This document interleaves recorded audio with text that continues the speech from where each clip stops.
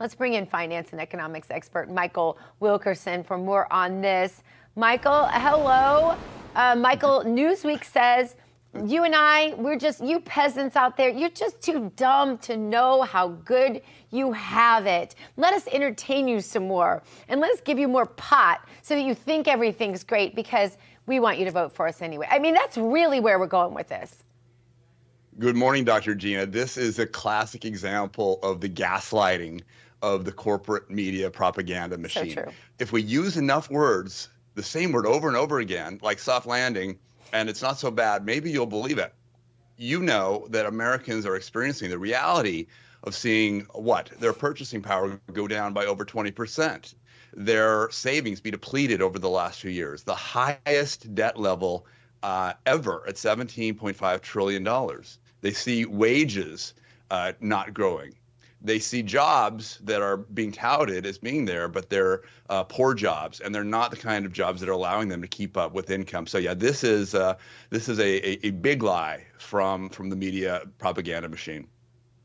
Yeah, I read a statistic this week that said that $1 under Trump is equal to, $30 under Trump is equal to $1 under Joe Biden when you factor in all of the inflation, all the added taxes, all the extra costs. And that's going to get a lot worse if by, God forbid, he ends up back in the White House because he's taken away all the tax cuts from the Trump years. Michael, Joe Biden sat down for an interview, not even to mention the spending, on CNN. And it was a pretty interesting interview. He was definitely taken by surprise when Erin Burnett laid out how the Biden economy actually is horrendous. And she actually did a decent job of it. Take a look. So when you talk about the economy, of course, it is by far the most important issue for voters.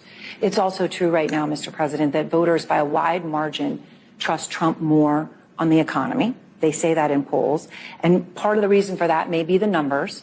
And you're aware of many of these, of course.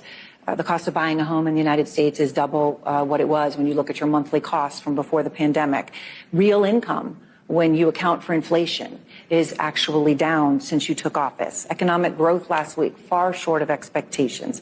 Consumer confidence, maybe no surprise, is near a 2-year low.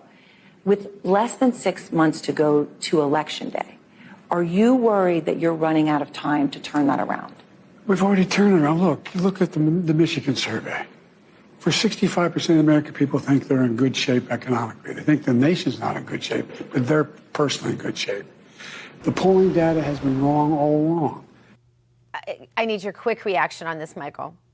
The administration is getting high on its own supply. GDP growth was the weakest this quarter that it's been in over 2 years. They are believing a lie and faking the numbers that they're providing. They're feeding the people. Well, Michael Wilkerson, you said it exactly. The expressions on his face, though, I have to say, during that interview said something really loud and hearable also. Thank you for being with us today. Always a pleasure.